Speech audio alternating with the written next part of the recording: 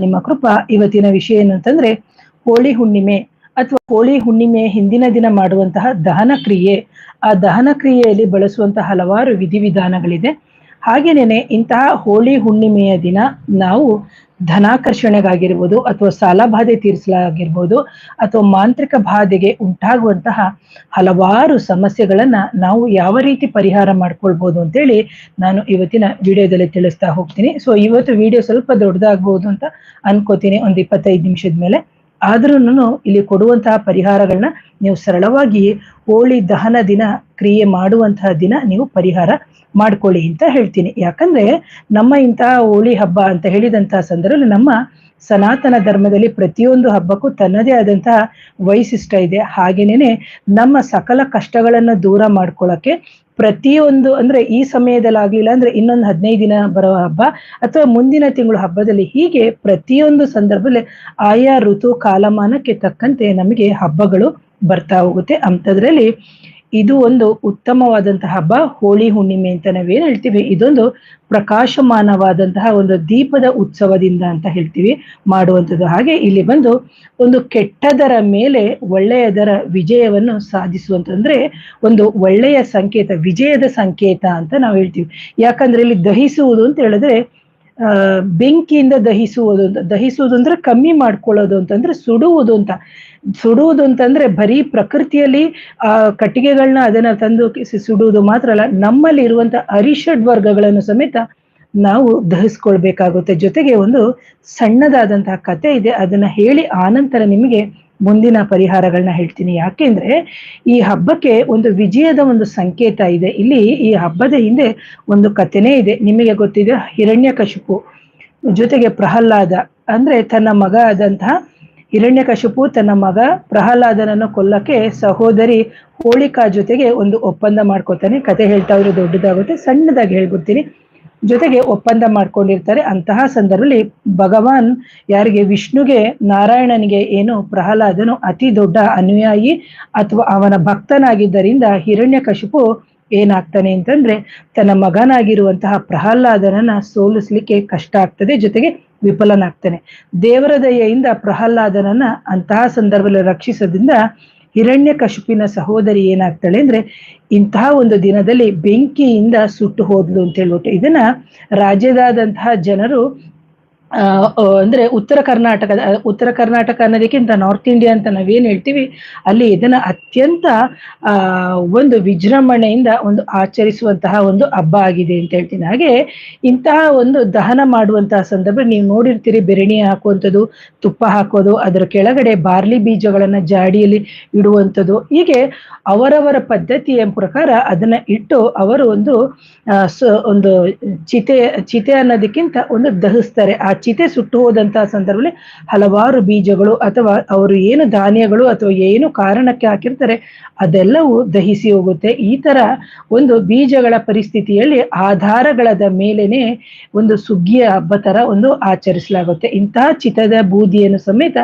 ಶುಭ ಅಂತಾನೆ ಹೇಳಿ ಭಾವಿಸ್ಕೊಂಡು ಅವರು ಅದನ್ನ ಮೈಗೆ ಸಮೇತ ಹಚ್ಕೊಂಡು ಅವರು ಸ್ನಾನ ಮಾಡ್ತಾರೆ. ಯಾಕಂದ್ರೆ ಒಬ್ರೊಬ್ರು ಒಂದೊಂಥರ ಈ ದಹನವನ್ನ ಮಾಡ್ತಾರೆ. ಹಾಗಾಗಿ ಇಂತಹ ಹೋಳಿ ಹಬ್ಬದ ಧರ್ಮ ಗ್ರಂಥಗಳ ಪ್ರಕಾರ ಪೂರ್ಣಿಮೆ ಅಂದ್ರೆ ಹುಣ್ಣಿಮೆಯ ತಿಥಿ ಅಂದ್ರೆ ನಾವು ಈ ದೀಪೋತ್ಸವನ ನಾವು ಮಾಡ್ತೀವಿ. ಹಾಗೇನೆ ಇದಕ್ಕೆ ಇಂತಹ ನಿರ್ದಿಷ್ಟ ಸಮಯ ಅಂತಂದಾಗ ದಹಿಸುವುದು ಅನ್ನೋದಾಗ ರಾತ್ರಿನೇ ಎಷ್ಟೋ ಜನನು ಮಾಡ್ತಾರೆ. ಇನ್ನು ಕೆಲವರು ಪ್ರದೋಷ ಕಾಲದಲ್ಲಿ ಸಮೇತ ಇಂತಹ ಹೋಳಿ ದಹನ ಅಂತ ಏನಿದೆ ಅದಕ್ಕೆ ಸರಿಯಾದ ಮುಹೂರ್ತವನ್ನು ಸಮೇತ ಇಟ್ಕೊಂಡು ಮಾಡ್ತಾರೆ. ಜೊತೆಗೆ ಮಕ್ಕಳಿಗೆ ಒಂದು ಇಳೆಯನ್ನ ತೆಗೆದು ಹಾಕೋದು, ದುಷ್ಟಶಕ್ತಿಗಳು ದೇಹದಲ್ಲಿ ಇದ್ದಂತಹ ಸಂದರ್ಭದಲ್ಲಿ ನಮ್ಮನ್ನ ನಾವು ಯಾವ ರೀತಿ ಸುರಕ್ಷಿತವಾಗಿ ಇಟ್ಕೋಬೇಕು, ಜೊತೆಗೆ ನಮಗೆ ಯಾವ ರೀತಿ ಅಭಿವೃದ್ಧಿಯನ್ನ ಉಂಟು ಮಾಡ್ಕೋಬೇಕು. ಯಾಕಂದ್ರೆ ಅಮಾವಾಸ್ಯೆ ಮತ್ತು ಹುಣ್ಣಿಮೆಗಳಲ್ಲಿ ನಮ್ಮ ಪ್ರಕೃತಿಯಲ್ಲಿ ಹಲವಾರು ಬದಲಾವಣೆಗಳು ಉಂಟಾಗುತ್ತೆ ಅಂತ ಹೇಳ್ಬಿಟ್ಟು ನಾನು ನನ್ನ ಹಲವಾರು ವಿಡಿಯೋಗಳಲ್ಲಿ ಹೇಳಿದ್ದೀನಿ. ನೋಡಿ, ಇದು ಬಂದು ಹುಣ್ಣಿಮೆಯ ದಿನನೇ ಬರುವಂಥದ್ದು. ಯಾಕಂದ್ರೆ ನಮ್ಮ ನಮ್ಮ ಬ್ರಹ್ಮಾಂಡದ ಎನರ್ಜಿ ಫ್ರೀಕ್ವೆನ್ಸಿ ಜಾಸ್ತಿ ಇರುತ್ತೆ.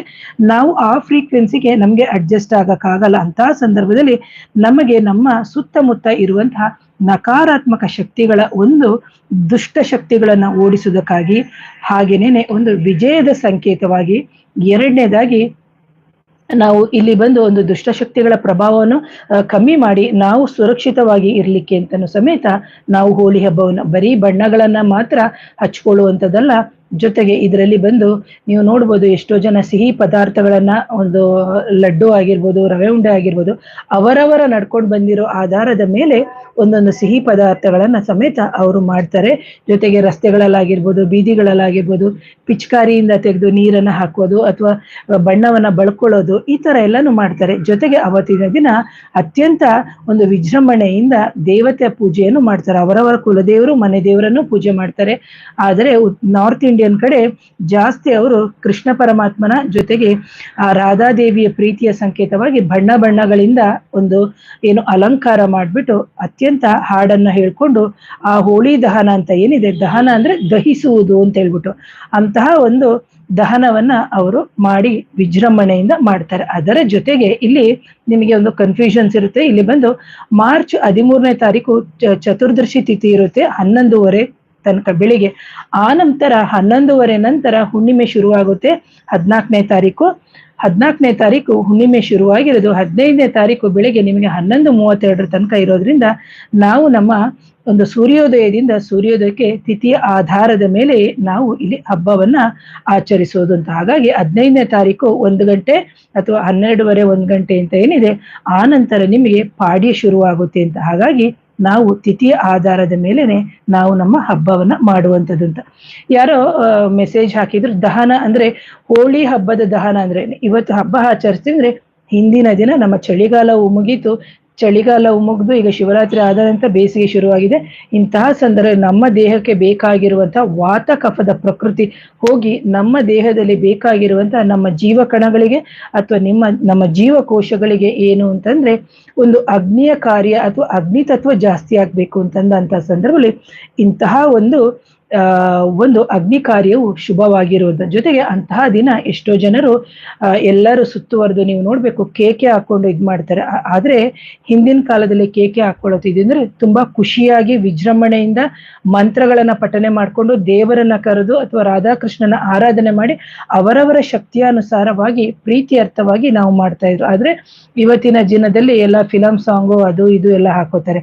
ಆದ್ರೆ ಅವತ್ತಿನ ಒಂದು ದಿನನಾದ್ರೂ ದೇವರಿಗೆ ಮೀಸಲಾಗಿಟ್ಟು, ಜೊತೆಗೆ ಪ್ರಕೃತಿ ಮಾತೆಗೆ, ಜೊತೆಗೆ ಕಣ್ಣಿಗೆ ಕಾಣದಿರುವಂತಹ ಎಷ್ಟೋ ಸೂಪರ್ ನ್ಯಾಚುರಲ್ ಪಾಸಿಟಿವ್ ಆಗಿರುವಂತ ಎನರ್ಜಿ, ಎಷ್ಟೋ ದೈವಾಕರ್ಷಣೆಗಳ ಒಂದು ಜಗತ್ತಿನಲ್ಲಿ ಉಂಟಾಗ್ತಿರ್ತದೆ. ಜೊತೆಗೆ ಎಷ್ಟೋ ಬಾರಿ ನಮಗೆ ಕಣ್ಣಿಗೆ ಕಾಣದೇ ಇರುವಂತಹ ಶಕ್ತಿಗಳ ಸಂಚಯನ ಆಗ್ತಾ ಇರುತ್ತೆ. ಅಂತಹ ಸಂಚಯನಕ್ಕಾಗಿ ನಾವು ಇಂತಹ ಒಂದು ಹಬ್ಬಗಳನ್ನ ಮಾಡೋದ್ರಿಂದ ಖಂಡಿತ ನಮಗೆ ಒಳಿತಾಗುತ್ತೆ ಅಂತ ಹೇಳ್ತೀನಿ. ಹಾಗೇನೇನೆ ಇಂತಹ ಹೋಳಿ ಒಂದು ಹಬ್ಬದ ದಿನದಲ್ಲಿ ನಮಗೆ ಒಂದು ಮಾಂತ್ರಿಕ ಬಾಧೆಗಳಾಗಿರ್ಬೋದು ಅಥವಾ ನಕಾರಾತ್ಮಕ ಶಕ್ತಿಗಳ ಸಮಸ್ಯೆಗಳಾಗಿರ್ಬೋದು ಅಥವಾ ಒಂದು ಮಾಟ ಮಾಡಿಸಿರ್ಬೋದು ಅಥವಾ ಮಾರಣಕ್ರಿಯೆ ಮಾಡಿಸಿರ್ಬೋದು, ನಮ್ಮ ಮೇಲೆ ವಿದ್ವೇಷಣ ಮಾಡಿಸಿರ್ಬೋದು, ಸಂಮೋಹನ ಮಾಡಿಸಿರ್ಬೋದು ಅಥವಾ ವಶೀಕರಣ, ಈ ತರ ಎಲ್ಲ ಪೀಡೆಗಳ ರೀತಿಯಲ್ಲಿ ನಮಗೆ ಏನೋ ಒಂದು ಸಮಸ್ಯೆಗಳನ್ನ ನಮ್ಮ ಹತ್ರದವರೇ ಮಾಡಿಸಿರ್ತಾರೆ. ಮಾಡಿಸೋದು ಬೇರೆ ಯಾರು ಅಲ್ಲ. ಅಂತಹ ಸಂದರ್ಭದಲ್ಲಿ ನಾವು ಮಾಡುವಂತಹ ಸರಳವಾದಂತಹ ಪರಿಹಾರ ಒಂದಿನಕ್ಕಾಗುತ್ತಾ ಅಂತ ಹೇಳಿದ್ರೆ ಇದನ್ನ ನೀವು ಮಾಡಿ ದಹನ ಮಾಡಿದಂತಹ ಸಂದರ್ಭ ನಿಮಗೆ ಶುಭ ಆಗುತ್ತೆ. ಇಂಥ ವಿಡಿಯೋಗಳ ಮುಖಾಂತರ ಎಷ್ಟೋ ಗುರುಗಳ ಒಂದು ಆಶೀರ್ವಾದವು ಸಮೇತ ಸಿಗುತ್ತೆ. ಯಾಕೆಂದ್ರೆ ಎಷ್ಟೋ ಜನಕ್ಕೆ ಹಣ ನೀಡ್ಲಿಕ್ಕೆ ಆಗಲ್ಲ, ಖರ್ಚು ಮಾಡಿ ಮಾಡಿಸ್ಕೊಳಕ್ಕಾಗಲ್ಲ, ವೈದ್ಯಕೀಯ ಚಿಕಿತ್ಸೆಯಲ್ಲಿ ಪರಿಹಾರ ಆಗಿರಲ್ಲ. ಅಂತಹ ಸಂದರ್ಭದಲ್ಲಿ ನೀವು ಹೋಳಿ ದಹನ ಅಂತ ಹೇಳಿದಂತಹ ಸಂದರ್ಭದಲ್ಲಿ ಅದನ್ನ ನಾವು ಹುಣ್ಣಿಮೆಯ ದಿನ ಅಂತ ಹೇಳ್ತೀವಿ. ಆದ್ರೆ ಕೆಲವರು ಚತುರ್ದಶಿ ದಿನನೇ ಮಾಡ್ತಾರೆ. ಅಂತಹ ಸಂದರ್ಭದಲ್ಲಿ ನೀವು ನೋಡ್ಬೇಕಾಗುತ್ತೆ, ಕೆಲವರು 13ನೇ ತಾರೀಕು ಮಾಡ್ತಾರ, 14ನೇ ಅಂದ್ರೆ ಆಯಾಯ ಪ್ರಾಂತ್ಯಕ್ಕೆ ಅವರವರ ಅನುಕೂಲಕ್ಕೆ ತಕ್ಕಂತೆ ಕೆಲವರು ಮಾಡ್ಕೋತಾರೆ. ಆದ್ರೆ ಹುಣ್ಣಿಮೆಯ ದಿನ ಮಾಡ್ಬೇಕು ಅಂತಾನೆ ಹೇಳುವಂಥದ್ದು. ಹಾಗಾಗಿ ಹೋಳಿ ದಹನದ ಸಮಯದಲ್ಲಿ ನೀವು ಶುದ್ಧ ತುಪ್ಪ ತಗೋಬೇಕಾಗುತ್ತೆ. ಹಸುವಿನ ತುಪ್ಪ ತಗೊಂಡು 2 ಲವಂಗವನ್ನ ತಗೊಳ್ಳಿ, ಹೂವಿರುವಂಥದ್ದು, ಅದರ ಜೊತೆಗೆ ಬತ್ತಾಸು ಅಂತ ಸಿಗುತ್ತೆ. ಅದು ನಿಮಗೆ ಇಷ್ಟು ಅಗಲ ಇರುತ್ತೆ, ಬಣ್ಣ ಬಣ್ಣದ ಬತ್ತಾಸು ಸಿಗುತ್ತೆ. ಒಂದು ಕೆಂಪು ಬಣ್ಣ ಆಗಿರ್ಬೋದು, ಬಿಳಿ ಬಣ್ಣ ಆಗಿರ್ಬೋದು, ಹಸಿರು, ಕೇಸರಿ ಬಣ್ಣ ಅಂತ ನಿಮಗೆ ಇದು ಬಂದು ಕಡಲೆಪುರಿ ಅಂಗಡಿಗಳಲ್ಲಿ ಸಿಗುತ್ತೆ. ನಿಮಗೆ ಬತ್ತಾಸು ಅಂತ ಕೇಳಿದ್ರೆ ಸಾಕು. 1 ಬತ್ತಾಸು, 2 ಲವಂಗ, ಹಾಗೆ 1 ವಿಳ್ಯದ ಎಲೆಯನ್ನ ನೀವೇನ್ ಮಾಡ್ಬೇಕಾಗುತ್ತೆ ಅಂದ್ರೆ ನಿಮ್ಮ ವಯಸ್ಸು ಎಷ್ಟಿದೆ ಆ ವಯಸ್ಸಿನ ಅಷ್ಟನ್ನು ತೆಗೆದ್ಬಿಟ್ಟು ಇಳೆಯನ್ನ ತೆಗೆದ್ಬಿಟ್ಟು ನೀವು ಆ ಹೋಳಿಯ ಹಬ್ಬದ ಒಂದು ದಹನ ಕ್ರಿಯೆ ಅಥವಾ ಆ ಬೆಂಕಿ ಜ್ವಾಲೆ ಏನು ಉರಿತಾ ಇರುತ್ತೆ ಅದಕ್ಕೆ ನೀವು ಅರ್ಪಿಸ್ಬೇಕು. ಆ ನಂತರ ಅರ್ಪಿಸಿಬಿಟ್ಟು ನೀವು ನಿಮ್ಮ ಮನೆಗೆ ಬಂದು ಕೈಕಾಲು ತೊಳೆದು ಊಟ ಮಾಡಿ ಮಲ್ಕೋಬೇಕು.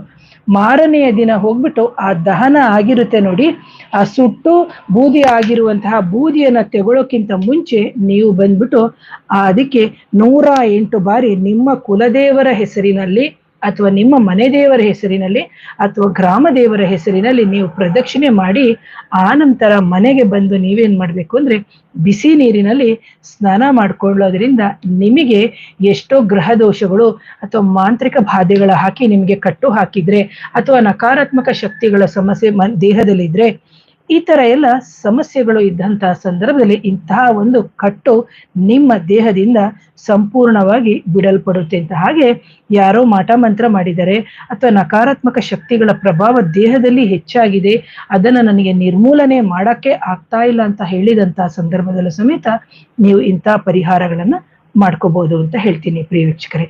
ಹಾಗೇನೇನೆ ಬಂದು ಎರಡನೇ ಪರಿಹಾರ ಬಂದು ನಿಮಗೆ ಸಾಲ ತೀರಿಸ್ಲಿಕ್ಕೆ ತುಂಬಾ ಕಷ್ಟ ಆಗ್ತಾ ಇದೆ ಅಂತ ಹೇಳಿದಂತಹ ಸಂದರ್ಭದಲ್ಲಿ ನೀವು ಹೋಳಿ ಹಬ್ಬದ ದಹನದ ಸಂದರ್ಭದಲ್ಲಿ ಸಮೇತ ಈ ಪರಿಹಾರ ಯಾವಾಗ ಹೇಳಿರ್ತೀವೋ ಅವಾಗ್ಲೇ ಮಾಡಿ, ಇನ್ನೊಂದು ಯಾವಾಗೋ ಮಾಡೋದಲ್ಲ. ಇದು ಹೋಳಿ ಹಬ್ಬದ ಪರ್ಟಿಕ್ಯುಲರ್ ಆಗಿ ಅದೇ ಪರಿಹಾರ ಅವಾಗ್ಲೇ ಮಾಡುವಂಥದ್ದಂತ. ಹಾಗೆ ಒಂದು ವೇಳೆ ನಿಮಗೆ ಸಾಲ, ನೀವು ಯಾರಿಗೋ ಸಾಲ ಕೊಟ್ಟಿರ್ತೀರಿ, ಸಾಲ ನಿಮಗೆ ವಾಪಸ್ ಬರ್ತಾನೆ ಇರಲ್ಲ ಅಥವಾ ಕೊಟ್ಟ ಸಾಲಕ್ಕೆ ನಮಗೆ ಸತಾಯಿಸ್ತಾ ಇರ್ತಾರೆ, ಅಂತಹ ಸಂದರ್ಭದಲ್ಲಿ ಹೋಳಿ ದಹನದ ಕ್ರಿಯೆ ಮಾಡ್ತಾ ಇರ್ತಾರಲ್ಲ, ಅದು ಬೆಂಕಿ ಹಾಕಿರ್ತಾರಲ್ಲ ಅಂತಹ ಕಡೆ ಹೋಗ್ಬಿಟ್ಟು ನೀವೇನ್ ಮಾಡ್ಬೇಕು ಅಂತಂದ್ರೆ ಆ ದಹನ ಮಾಡುವ ಸಂದರ್ಭದಲ್ಲಿ ದಾಳಿಂಬೆ ಕಡ್ಡಿ, ಇವತ್ತೇನೆ ನೀವು ದಾಳಿಂಬೆ ಕಡ್ಡಿಯನ್ನ ಎಲ್ಲಾದ್ರೂ ನೀವು ಗುರುತು ಮಾಡಿ ಇಟ್ಕೊಳ್ಳಿ. ದಾಳಿಂಬೆ ಮರ ಇತ್ತು ಅಂತಂದ್ರೆ ಆ ದಾಳಿಂಬೆ ಕಡ್ಡಿಗೆ ಹೋಗ್ಬಿಟ್ಟು ಮರಕ್ಕೆ ಹೋಗಿ ಒಂಚೂರು ನೀರ್ ಹಾಕ್ಬಿಟ್ಟು ಒಂದು ಗಣದ ಕಡ್ಡಿ ಹಚ್ಬಿಟ್ಟು ಸಣ್ಣದಾಗಿರುವ ಕಡ್ಡಿಯನ್ನ ಇಷ್ಟುದ್ದ ಕಡ್ಡಿಯನ್ನ ತಗೊಂಡ್ ಬಂದ್ಬಿಟ್ಟು ಯಾವ ವ್ಯಕ್ತಿ ನಿಮಗೆ ಎಷ್ಟು ಸಾವಿರ ಕೊಡಬೇಕು ಆ ವ್ಯಕ್ತಿಯ ಹೆಸರನ್ನ ಬರಿಬೇಕು.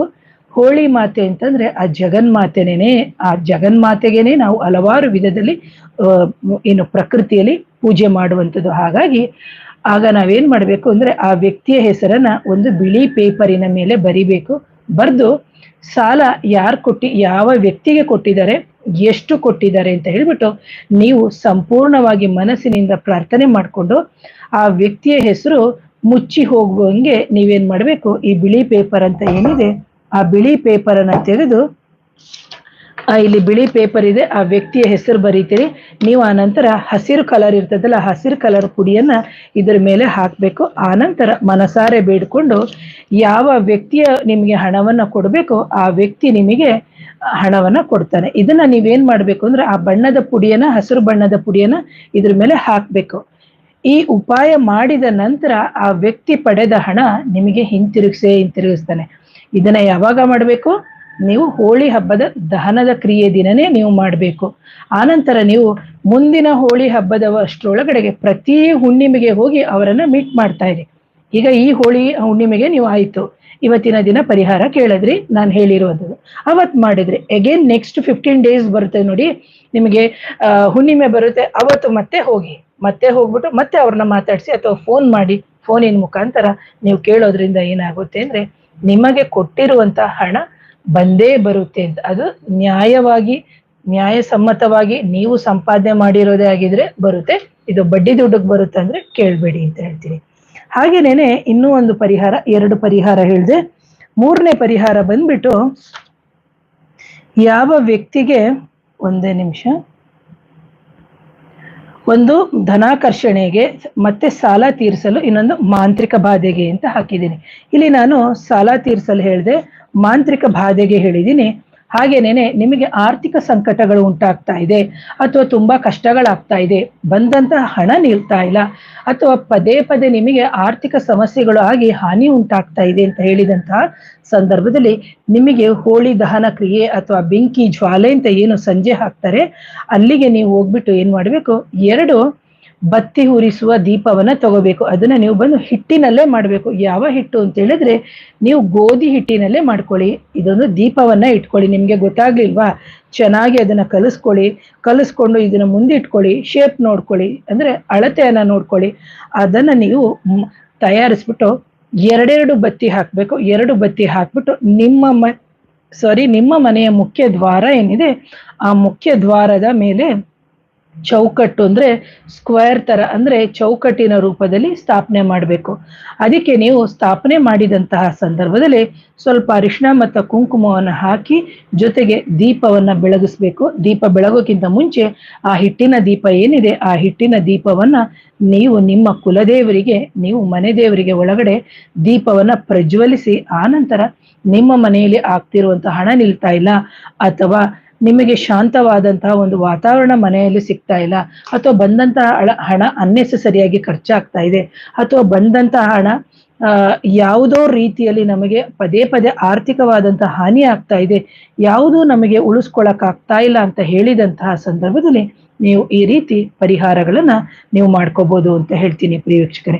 ಇಲ್ಲಿ ಹೇಳಿರುವಂಥದ್ದು 3 ಸರಳವಾದಂತಹ ಪರಿಹಾರ. ಒಂದು ಬಂದು ಧನಾಕರ್ಷಣೆಗೆ, ಇನ್ನೊಂದು ಬಂದು ಸಾಲ ತೀರಿಸಲು, ಇನ್ನೊಂದು ಬಂದು ಮಾಂತ್ರಿಕ ಬಾಧೆಗೆ ಪರಿಹಾರ ಅಂತ ಹೇಳ್ಬಿಟ್ಟು. ಯಾಕಂದ್ರೆ ಕೊಟ್ಟಿರುವಂಥದ್ದು ಅತ್ಯಂತ ಸರಳವಾಗಿರುವಂತಹ ಪರಿಹಾರಗಳನ್ನ ಕೊಟ್ಟಿದ್ದೀನಿ. ಯಾವಾಗ ಮಾಡ್ಕೋಬೇಕು ಅಂದ್ರೆ ಹೋಳಿ ದಹನದ ಏನು ಕ್ರಿಯೆ ನಡೀತಾ ಇರುತ್ತೆ ನೋಡಿ, ಅವಾಗ್ಲೇ ನೀವು ಮಾಡ್ಕೋಬೇಕು ಅಂತ ಹೇಳ್ತೀನಿ. ಹಾಗೇನೇನೆ ಆ ಹೋಳಿ ದಹನದ ಕ್ರಿಯೆಯ ಸಂದರ್ಭದಲ್ಲಿ ನೀವು ಇನ್ನೂ ಹಲವಾರು ಪರಿಹಾರಗಳನ್ನ ನೀವು ಮಾಡ್ಕೋಬಹುದು. ಯಾಕಂದ್ರೆ ಯಾರೋ ನಿಮಗೆ ಸಾಲ ಪಡೆದಿರೋದನ್ನ ನಿಮಗೆ ಹಿಂತಿರುಗಿಸದೆ ಇದ್ದಂತ ಸಂದರ್ಭದಲ್ಲಿ 11 ಗೋಮತಿ ಚಕ್ರಗಳನ್ನ ತಗೊಂಡು ಆ ವ್ಯಕ್ತಿ, ಯಾವ ವ್ಯಕ್ತಿ ನಿಮಗೆ ಕೊಡ್ಬೇಕು ಆ ವ್ಯಕ್ತಿಯಿಂದ ನಿಮಗೆ ಹಣ ವಾಪಸ್ ಬರುವಂತೆ 11 ಗೋಮತಿ ಚಕ್ರಗಳನ್ನ ಇಟ್ಕೊಂಡು ಪ್ರಾರ್ಥನೆ ಮಾಡಬೇಕು. ಪ್ರಾರ್ಥನೆ ಮಾಡಿ ಹೋಳಿ ದಹನ ಏನು ಆಗ್ತಾ ಇರುತ್ತೆ, ಬೆಂಕಿ ಜ್ವಾಲಿಸ್ತಾ ಇರುತ್ತಲ್ಲ, ಅದಕ್ಕೆ ಹೋಗ್ಬಿಟ್ಟು ನೀವು ಒಂದೊಂದು ಬಾರಿ ಒಂದೊಂದು ಪ್ರದಕ್ಷಿಣೆ ಹಾಕಿ ಅದಕ್ಕೆ ನೀವು ಗೋಮತಿ ಚಕ್ರ ಅಂದ್ರೆ ತೋರಿಸ್ತೀನಿ ನೋಡಿ, ಈ ತರ ನಿಮಗೆ ಗ್ರಂಥಿಗೆ ಅಂಗಡಿಯಲ್ಲಿ ಸಿಗುತ್ತೆ. ಇಂಥ ಗೋಮತಿ ಚಕ್ರ ಸಣ್ಣದೇ ತಗೊಂಡ್ರೆ ಸಾಕು. ಹೋಗಿ 11 ಬಾರಿನೂ, 1 ಬಾರಿ ಹೋಗಿ ಬಂದು ಮತ್ತೆ ಹಾಕಿ, 2 ಬಾರಿ ಹೋಗಿ ಬಂದು ಮತ್ತೆ ಹಾಕಿ, 3 ಬಾರಿ ಹೋಗಿ ಬಂದು ಮತ್ತೆ ಹಾಕಿ. ಹೀಗೆ ಪ್ರತಿಯೊಂದು ಸಮಯದಲ್ಲೂ ಹಣ ತಿರುಗಿ ವಾಪಸ್ ಬರ್ಲಿ ಅಂತ ಹೇಳ್ಬಿಟ್ಟು ನೀವು ಇದನ್ನ ಪ್ರಾರ್ಥನೆ ಮಾಡ್ಬೇಕು. ಆನಂತರ ಯಾರು ನಿಮ್ಮನ್ನ ಮಾತಾಡ್ಸದೇ ಇರುವಂತ ಸ್ಥಳಕ್ಕೆ ಹೋಗಿ ಕೂತ್ಕೊಳ್ಳಿ. ಆನಂತರ ಆ ವ್ಯಕ್ತಿಯ ಹೆಸರು ಬರೆದು ನಿಮಗೆ ಹಣ ಬರ್ಲಿ ಅಂತ ಹೇಳ್ಬಿಟ್ಟು ನೀವು ಕೂಡ ಬರಿಬೇಕು. ನಂತರ ನೀವು ಆ ಕಾಗದದಲ್ಲಿ ಏನ್ ಮಾಡ್ಬೇಕು ಅಂತಂದ್ರೆ, ಇನ್ನೊಂದು ಗೋಮತಿ ಚಕ್ರವನ್ನ, ಒಂದು ಗೋಮತಿ ಚಕ್ರವನ್ನ ತಗೊಂಡು ಆಳವಾದ ಗುಂಡಿ ಮಾಡ್ಬಿಟ್ಟು ಅದನ್ನ ಮುಚ್ಚಿ ಇಟ್ಬಿಟ್ಟು ಬರ್ಬೇಕು.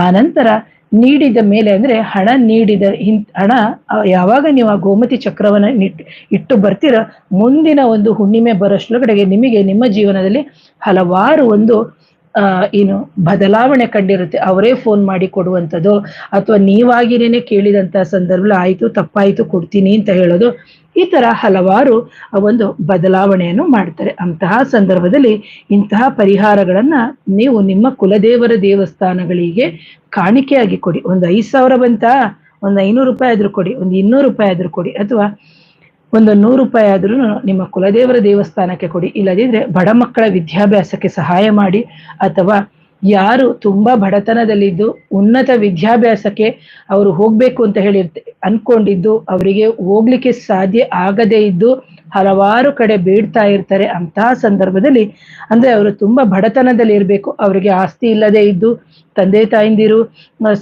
ಒಬ್ರಿಗೆ ತಂದೆ ಇರ್ತಾರೆ, ಒಬ್ರಿಗೆ ತಾಯಿ ಇರಲ್ಲ, ಅಥವಾ ದೀರ್ಘಕಾಲದ ರೋಗಗಳಿರುತ್ತೆ, ಈ ತರದವರಿಗೆಲ್ಲ ಸಹಾಯ ಮಾಡಿ. ಆದ್ರೆ ಕೆಲವರು ಎಷ್ಟೋ ಜನ ಜಿಪುಣರು ಇರ್ತಾರೆ, ಅಂತಹ ಜಿಪುಣರಿಗೆ ಸಹಾಯ ಮಾಡದೆ ನೀವು ತುಂಬಾ ಬಡವ ಮಕ್ಕಳ ಒಂದು ವಿದ್ಯಾಭ್ಯಾಸಕ್ಕೆ ಸಹಾಯ ಮಾಡಿ. ಜೊತೆಗೆ ನಿಮ್ಮ ಕುಲದೇವರ ದೇವಸ್ಥಾನದಲ್ಲಿ ಹೋದ ಅಂತಹ ಸಂದರ್ಭದಲ್ಲಿ, ಹೋಗುವ ಸಮಯದಲ್ಲಿ ಯಾರೋ ನಿಮಗೆ ಮಕ್ಕಳ ವಿದ್ಯಾಭ್ಯಾಸಕ್ಕೆ ಸಹಾಯ ಕೇಳಿದ್ರು, ಔಷಧಿಗೆ ಸಹಾಯ ಕೇಳಿದ್ರು, ಕಣ್ಣಿನ ಆಪರೇಷನ್ಗೆ ಸಹಾಯ ಕೇಳಿದ್ರು, ಅಂತಹ ಒಂದು ಪರಿಹಾರಗಳನ್ನ ನೀವು ಮಾಡೋದ್ರಿಂದ ಖಂಡಿತವಾಗ್ಲೂ ಪದೇ ಪದೇ ನಿಮಗೆ ಒಂದು ಕೊಟ್ಟಿರುವ ಸಾಲಗಳಾಗಿರ್ಬೋದು, ಅಥವಾ ನಿಮ್ಮ ಆರ್ಥಿಕ ಸಮಸ್ಯೆಗಳಾಗಿರ್ಬೋದು, ನಿಮ್ಮ ಜೀವನದಲ್ಲಿ ಉಂಟಾಗುವಂತಹ ಹಲವಾರು ಸಮಸ್ಯೆಗಳಿಗೆ ಇಂತಹ ಒಂದು ಹೋಳಿ ಹಬ್ಬದ ದಿನ ಮಾಡಿಕೊಳ್ಳುವಂತ ಪರಿಹಾರಗಳಾಗಿದೆ.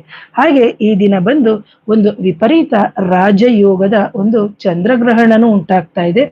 ಸೊ ಸಾಧ್ಯ ಆದ್ರೆ ಅದನ್ನ ಮುಂದಿನ ದಿನಗಳಲ್ಲಿ ತಿಳಿಸ್ತೀನಿ ಅಂತ ಹೇಳ್ತೀನಿ ಪ್ರಿಯ.